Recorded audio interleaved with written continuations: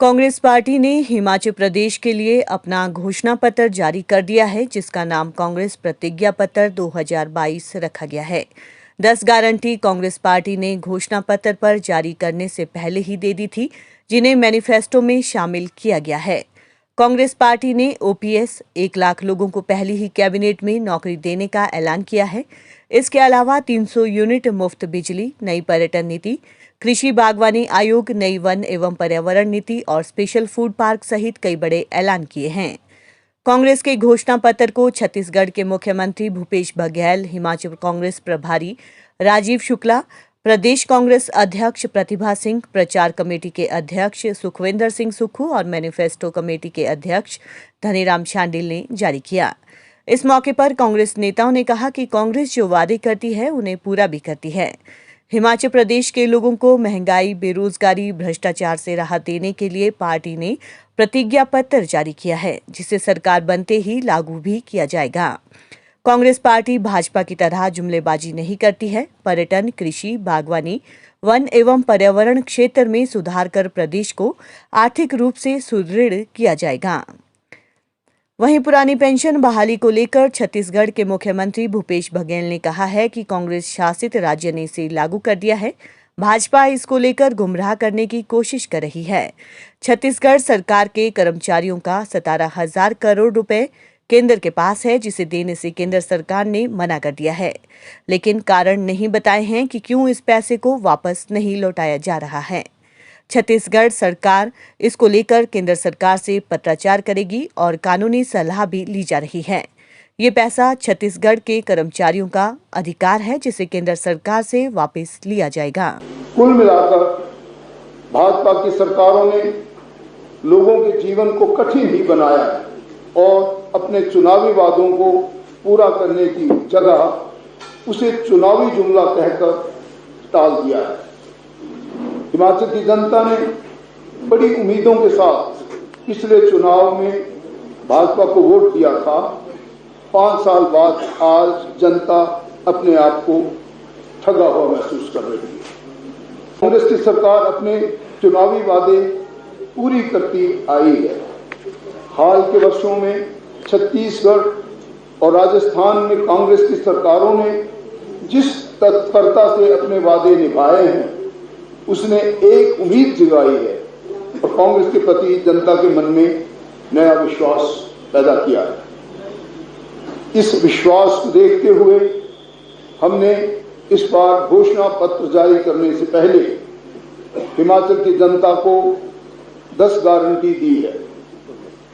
इन गारंटियों में से 2 गारंटी पुरानी पेंशन योजना की बहाली और 1 लाख सरकारी नौकरियों के बारे में तो हमारी नेता प्रियंका गांधी जी ने यह भी ऐलान कर दिया है कि सरकार बनते ही मंत्रिमंडल की पहली बैठक में इन पर अमल हो जाएगा। इसके अलावा युवाओं को 5 लाख रोजगार देने और अपना कारोबार शुरू करने के लिए स्टार्टअप फंड बनाकर हर विधानसभा में 10 करोड़ रुपए देने का प्रावधान किया गया है। इन गारंटियों में महिलाओं को हर महीने 1,500 रुपए देने और 300 यूनिट बिजली देने की गारंटी शामिल है। कांग्रेस ने यह भी गारंटी दी है कि सरकार ऐसे उपाय करेगी जिससे बागवान अपनी फसल की कीमत खुद तय कर सके। हमने ग्रामीण अर्थव्यवस्था को सुधारने के लिए पशुपालकों से 10 लीटर दूध हर दिन खरीदने और 2 रुपए किलो में गोबर खरीदने की गारंटी भी दी है। इन 10 गारंटियों के अलावा कांग्रेस पार्टी ने हिमाचल प्रदेश के चौतरफा विकास के लिए यह प्रतिज्ञा पत्र तैयार किया है। यह प्रतिज्ञा पत्र हिमाचल प्रदेश के सभी वर्गों से प्राप्त बहुमूल्य राय के मिश्रित सुझावों के आधार एवं जन समूहों की आकांक्षाओं के मद्देनजर तैयार किया गया है। महंगाई कम करने से जुड़े सारे फैसले केंद्र सरकार को करने हैं और राज्य सरकार की भूमिका बहुत सीमित है। इसलिए हमने ध्यान रखा है कि महंगाई से त्रस्त जनता की जेब में या तो कुछ पैसे डाले जा सकें या उनकी जेब में कुछ पैसों की बचत हो सके।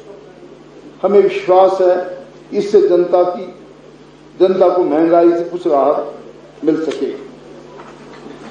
हमने विशेष तौर पर ध्यान रखा है कि हम इस प्रतिज्ञा पत्र में हिमाचल, हिमाचलियत और हम यानी हम सब लोगों के हितों को सर्वोपरि रखें। ये सिर्फ चुनावी घोषणा पत्र नहीं है, मैं इसे रिपीट करूंगा, ये सिर्फ चुनावी घोषणा पत्र नहीं है, बल्कि ये हिमाचल के इतिहास, यहाँ की कला और संस्कृति के अनुसार तैयार दस्तावेज है। यहाँ के लोगों से हमारा वादा है कि हम उनका गौरव कम नहीं होने देंगे। कांग्रेस ने आपसे जो वादा किया है उसे पूरा भी किया है, आगे भी हम अपने हर वादे पूरे करेंगे। बस हमें जनता का साथ और विश्वास चाहिए। बहुत अच्छा सवाल पूछा। और उस पहली बात तो ये है कि वो राशि 17,000 करोड़ है जो राज्य सरकार और छत्तीसगढ़ के 3 लाख कर्मचारी अधिकारी हैं, उसकी राशि भारत सरकार के पास 17,000 करोड़ रुपए जमा है। भारत सरकार को हमने पत्र लिखा कि वो पैसा, चूंकि हमने ओल्ड पेंशन स्कीम लागू कर दिया, वो पैसा हमें राज्य वापस भेज दे। उन्होंने पैसा वापस करने से इनकार किया है, लेकिन कारण उन्होंने नहीं बताया है। कारण तो बताने होंगे, हम फिर से पत्राचार करेंगे। पैसे तो कर्मचारियों के साथ व्यक्तिगत रूप से उनका एग्रीमेंट हुआ है और उसी एग्रीमेंट के तहत राजस्थान में पैसा वापस, वो अपना पैसा निकालना शुरू कर दिए। अब इसमें कारण क्यों नहीं दे रहे हैं ये हम पूछेंगे और उसके बाद लीगल एडवाइस भी लेंगे और व्यक्तिगत उनके एग्रीमेंट है, खाता भी खुलवाएंगे, एग्रीमेंट करेंगे राज्य सरकार के हिसाब से, ओल्ड पेंशन स्कीम लागू करेंगे और पुराने पेंशन के तहत अब पेंशन के लिए वेतन में कोई अंशदान की कटौती नहीं होगी। नंबर 1, सेवानिवृत्ति के पर पेंशन की पूरी गारंटी। नंबर 2, सेवानिवृत्ति पर अंतिम मूल वेतन के 50% पेंशन बनेगी। नंबर 4, मृत्यु के बाद परिवार को पेंशन का प्रावधान। नंबर 5, सेवानिवृत्ति पर सामान्य भविष्य निधि, ग्रेजुएटी पेंशन, सारांशीकरण सहित अन्य आर्थिक लाभ की पात्रता होगी। क्या है जीएसटी? आप दूध में, अंडा में, ब्रेड में, आटा में, सब में लगा दिए। पेट्रोल डीजल में थे ही, रसोई गैस में थे। लोगों की क्रय शक्ति का हमने कम कर दिया है। कांग्रेस पार्टी है वो लोगों की क्रय शक्ति बनाना चाहती है। हमने छत्तीसगढ़ में किया और यहां भी जो हमारी जो घोषणा पत्र है उसमें स्पष्ट रूप से आम आदमी का परचेजिंग पावर, क्रय शक्ति बढ़ जाएगा। क्रय शक्ति बढ़ेगा तो राज्य का राजस्व भी मिलेगा। जितना जीएसटी क्रय करेगा उतने राज्य का जीएसटी जाएगा, उतना राज्यांश मिलेगा और फिर वित्तीय हम लोगों को अनुशासन बना कर रखना पड़ेगा। तो जितनी घोषणाएं वो आराम से हो जाएगा।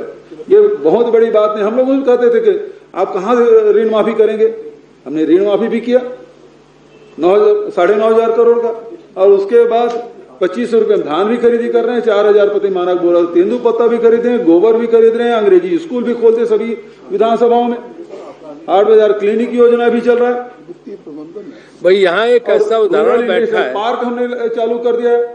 अभी मैं 600 करोड़ के रिलीज करके आया, 2 अक्टूबर को सब जगह भूमि पूजन करके आया हूं, सभी 90 विधानसभा में।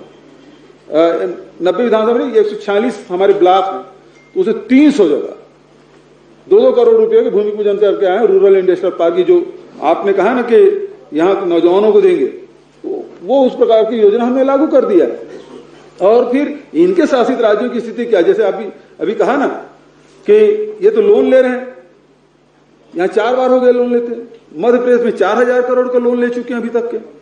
छत्तीसगढ़ में हमने अभी तक नहीं लिया है, छत्तीसगढ़ में हमने लोन नहीं लिया है। और इनके शासित जब डबल इंजन है तब वहां लोन लिया जा रहा है, और जहां कांग्रेस की सरकार है अभी तक लोन नहीं लिए। ये डबल इंजन नहीं, ट्रबल इंजन है। देखिए ऐसा तमाम ऐसी बातें डाली हैं, जैसे 1,500 रुपए हर महीने महिला को देना, जैसे युवाओं को नौकरी देना, युवाओं का स्टार्टअप फंड बनाना, उसमें पैसे देना, गोबर खरीदना गांव की व्यवस्था के लिए 2 रुपए, मतलब लाखों रुपए का गोबर छत्तीसगढ़ में एक परिवार बेच रहा है।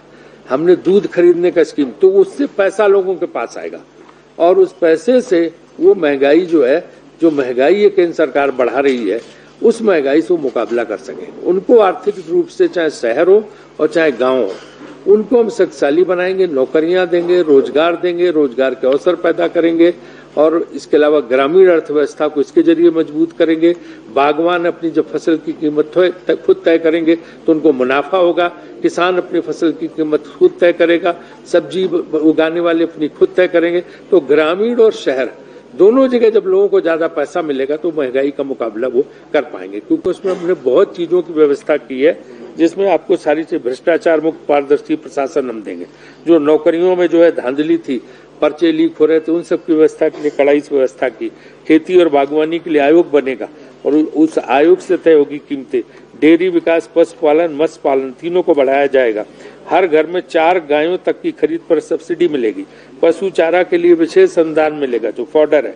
नई पर्यटन नीति हमने बनाई है, स्मार्ट विलेज की नीति और टैक्सी सेवा पर्यटन का अभिन्न अंग है। टैक्सी वालों को हम बहुत राहत देने वाले। यहाँ टैक्सी सर्विस यूनियन जो है उनसे, क्योंकि हमने जो घोषणा पत्र तैयार किया है इस सब की सलाह लेके किया।